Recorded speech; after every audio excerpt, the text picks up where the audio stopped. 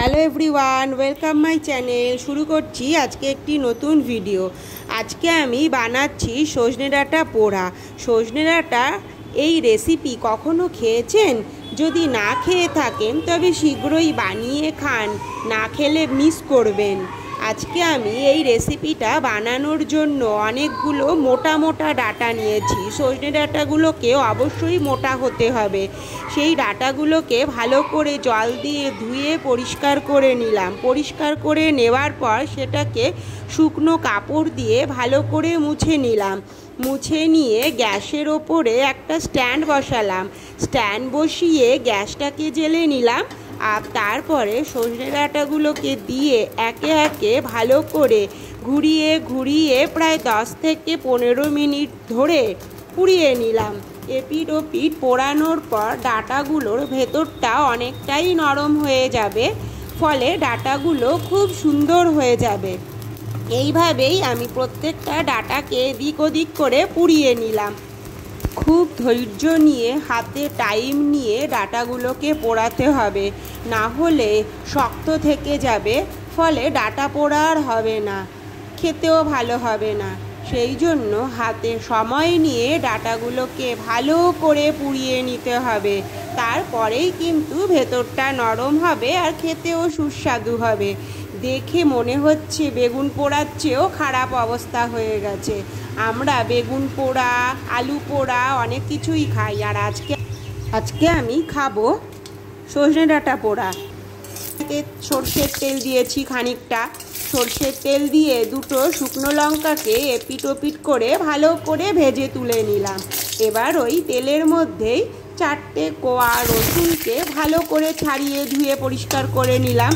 রসুনগুলোকেও ভালো করে ভেজে নিলাম। ভেজে নেওয়ার ফলে রসুনগুলোও নরম হয়ে গেল। এবার কিছুটা পরিমাণে পেঁয়াজ নিয়েছিলাম। পেঁয়াজগুলোকে ভালো করে কুচিয়ে নিলাম। ফাইন করে কুচিয়ে নেওয়ার পর ওই রসুনের মধ্যেই পেঁয়াজগুলোকে দিয়ে হালকা ব্রাউন করে ভেজে নেব। দেখতে পুরো সোনালি রঙের হয়ে গেছে।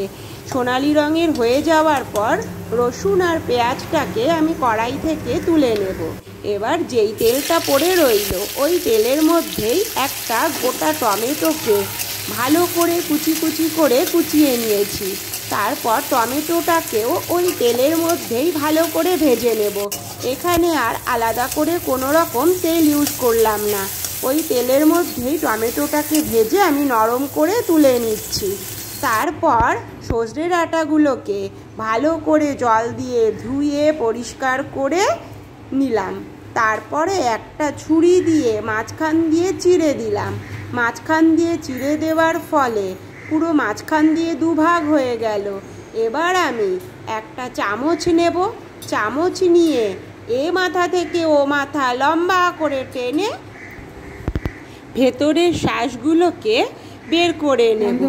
ভেতরের শ্বাসগুলো যদি ভালো করে বের না করা হয় তাহলে ডাঁটার মধ্যেই লেগে থাকবে, ফলে আমি আর ভর্তা বানাতে পারবো না। এই জন্য ভালো করে অনেকক্ষণ ধরে একটা ডাঁটার পেছনেই পড়ে রইলাম। তারপর ভেতর থেকে প্রত্যেকটা ডাঁটা থেকে শ্বাস বের করে নিলাম। অনেকটা পরিমাণে শ্বাস হয়ে গেল। এবার দুটো শুকনো লঙ্কাকে নুন দিয়ে ভালো করে চটকে ওর সঙ্গে টমেটো, পেঁয়াজ আর রসুনগুলোকে যে ভেজে রেখেছিলাম সবগুলোকে একসঙ্গে ভালো করে চটকে নিলাম।